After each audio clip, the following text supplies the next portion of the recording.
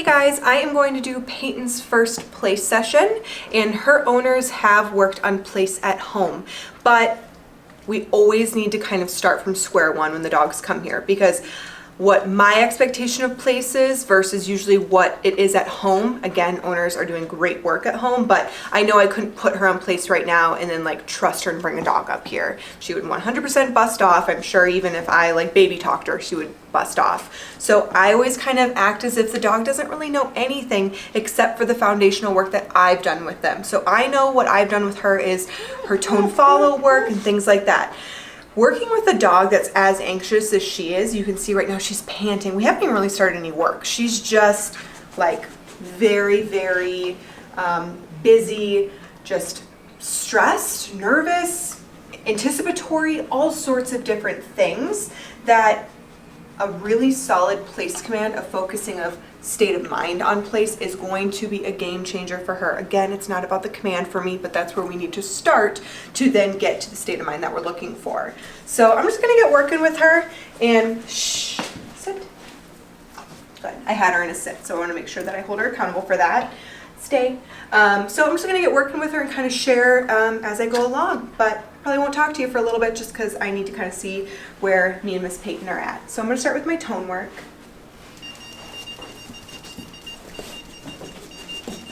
Good.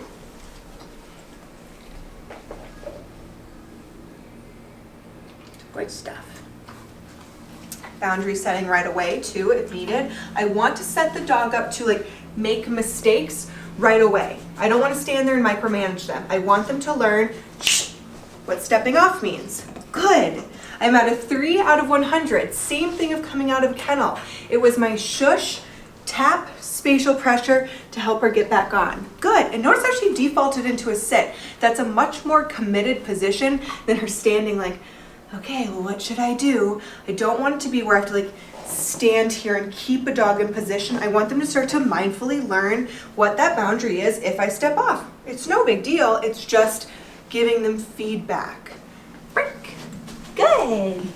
That's my good girl. Good. You'll notice I don't always just go right back to place.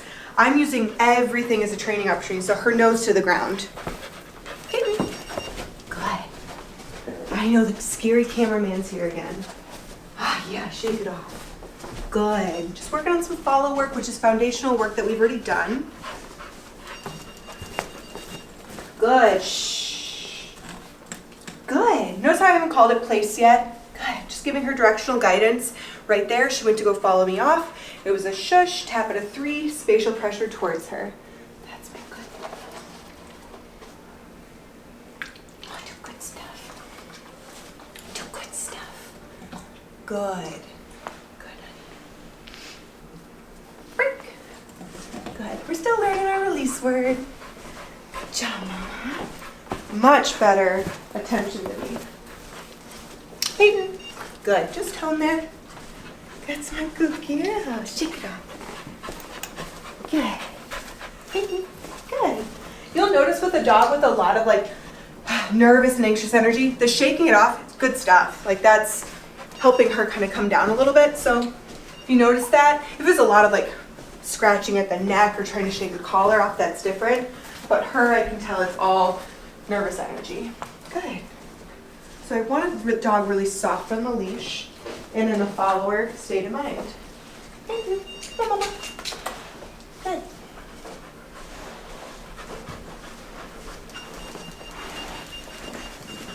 Good. I will eventually start layering low-level e-collar pressure on this, but just the tone for right now, just to create that movement. Good. And I'm still utilizing my leash guidance to just very basic stuff with her right now. Good. But important stuff to start for the foundation. Good. That's good, honey. Look at that beautiful tail.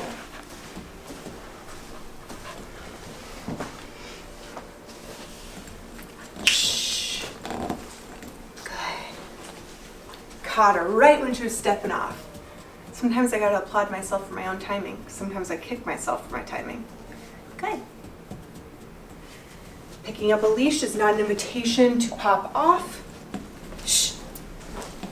Do that all the time. Good. I went up by 1. So just out of 4 now. I'll always kind of level up a little bit if the dog is making mistakes quite often.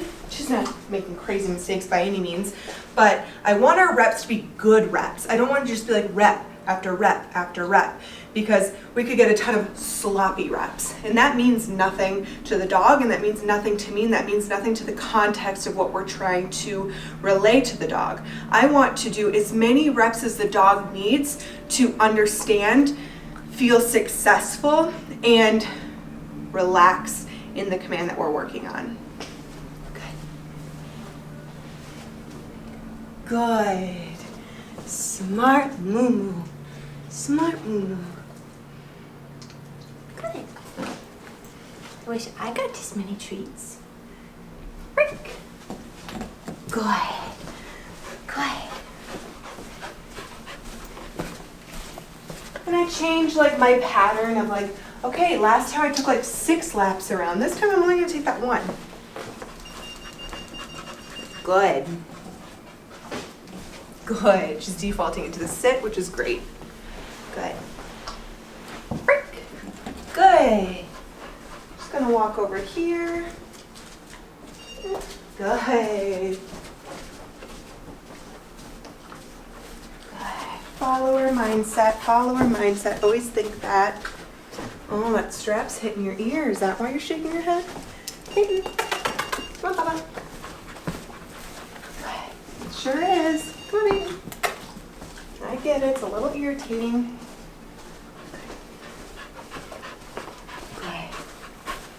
Same thing with like dragging the leash. Like once in a while, yeah, it's gonna take a little adjusting for like the collar feel or something like that. So if I let her stop and itch every single time, that's gonna become a pattern. So if it's excessive, we'll work through that and I'll adjust it.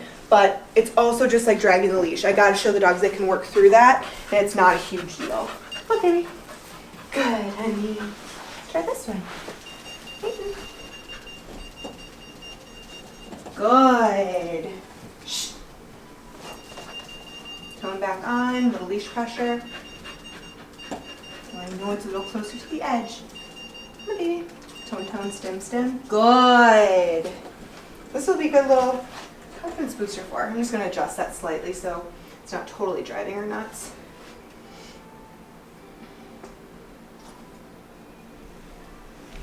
There we go. See if that's better. Good. So where she put her brakes on right here and she's like, I really don't want to go, I did a low level stem stem like I do with my follow work. So the leash pressure was on, the tone, tone, tone, tone, tone, that wasn't enough for her. So I did a double tap on a 2, stem, stem, and that's when she stepped on. And then I released and told her good. Okay. Break. Good, mama. Is that better with the strap? Good. Let's do this one again. Good. See, I could just avoid it. I could. Like, yeah, it's a little closer to an edge and she doesn't realize that this is still like a railing. It looks different to her. She's never seen something like this maybe. And in our mind sometimes it could be like, well, there's a bed over here. Why do I need to do this one? Well, why not? Because I'm not actually going to put her in danger. And right now to her, it's a real fear, but truly it's an irrational fear. But she doesn't know that. So I want to show her, hey, trust me, I'm going to ask you to do this, and I'm not going to let anything happen to you. And it's going to eventually actually help boost her confidence. Right now she might be a little bit like, oh my gosh, this is kind of scary. But just like anything of like her fearfulness and insecurity around dogs, right now to her the fear is very, very real, but we're going to help build her confidence around it over time. She's gonna, I have a feeling she's gonna make a mistake here. Shh. Good. More settled in, much better than that like, how do I get out of this? You don't need to get out of this is what I'm showing her. Good. Rick. And then I'll get you out of it because I've always got your back. Good job, Mom. Good job, Mama. Okay, let's go to our other bed that you like. You're a little too far ahead of me. I'd like to get her tuned in. Good. See, I watch my timing. I don't just send her the bed because that's what I thought I was going to do. I want to make sure it's intentional. Right here, she's just getting a little too like busy brained. Just give her a little shush, tap her to 3. Good, that's better. That's what I'm looking for. So it's little fine tuning things you gotta watch, guys. Good. Good job, honey. That's good. Break. We'll go right to this bed. Stem, tone, stem. Little leash pressure. You gotta stay consistent with these things. Tap on the bed. Good. Come on. Good.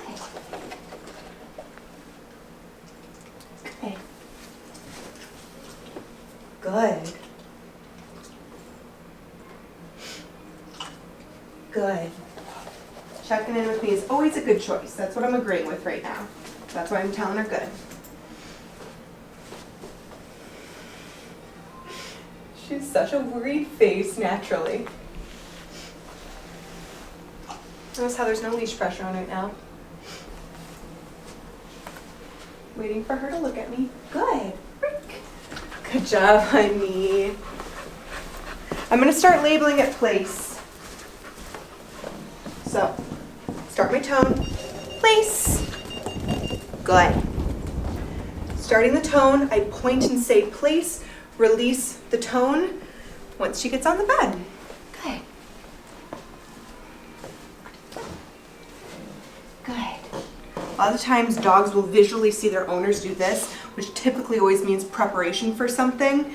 So I use that as a proofing exercise all the time. Just think of little things like that. Like, what do you do naturally, like putting your jacket on before going for a walk, looping up your dog's leash, I don't know, zipping up something. My dog will hear me put like hairspray on, and back from when I used to go to an office, he will hear it from a different room and he will be in his kennel when I come out. Just like that has been conditioned, and it's hilarious to me still because it's like, dude, I rarely put hairspray on and mom and dad work from home. It's like, but he still is conditioned to that. So same thing, visuals, verbals, or things that they can hear turn into patterns for them. Good. And that's not something that I'm worried about conditioning him out of because I think it's kind of cute. Break. Okay. Selfishly, I think it's cute. All right, let's try this one, honey. Place. Stem. Dial up a little bit. Stem. Pressure on, I know. Place. Move my body. Place. Good. I kept light leash pressure on that whole time. I went up to a 4. So, again, it would be so much easier for me to just not, fine, let's just use a different bed. But we can do hard things, little Moo. Good. Break. We're going to do that one again. Now I'm going to go straight to some stem work on this one. So it's going to be place, low level stem. Good. She did that immediately. So the difference in this pattern was I started with my tone, then I went to a low tap, tap, tap, tap, tap on my 4 out of 100 until all 4 paws went onto the bed, and then I released and said good. And I will eventually start doing some of that with her just for some more e-collar conditioning work.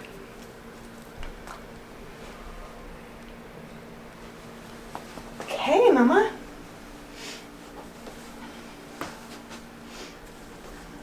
Yeah, that bed definitely gives you more vibes. Rick, good job, babe. Good job, honey. Payton, good. Good job, babe. Payton. Good.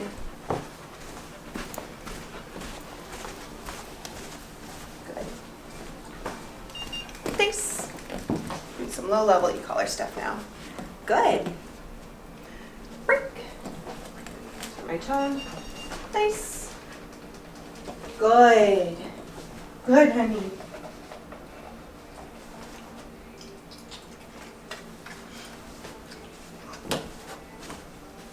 Good.